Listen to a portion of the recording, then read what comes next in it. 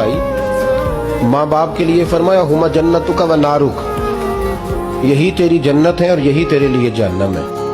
अगर ये राजी हो गए तो तेरे लिए जन्नत है, नाराज हो गए तो चाहे तू 100 पीर के मज़ार पे हाजिरी दे आ, लेकिन जब तक अब्बा राजी नहीं उतनी देर तक अल्लाह राजी। हुजूर ने फरमाया जिसके वालिद राजी उसका अल्लाह राजी, और जिसका बाप नाराज उसका अल्लाह।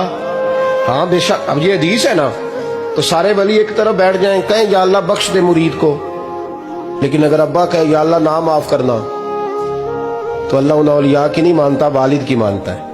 भाई याद रखो, माँ बाप से प्यार करो, इनकी खिदमत करो, इनके पास बैठा करो, और माँ बाप को टाइम दें, वक्त दें। आप यकीन करें, अब्बा जी से आप मशवरा कर लें, सिर्फ मशवरा, मर्जी बेशक अपनी करें, लेकिन उस मशवरे में आपको इतना साया मिलेगा कि जिंदगी में कभी नाकामी नहीं होगी।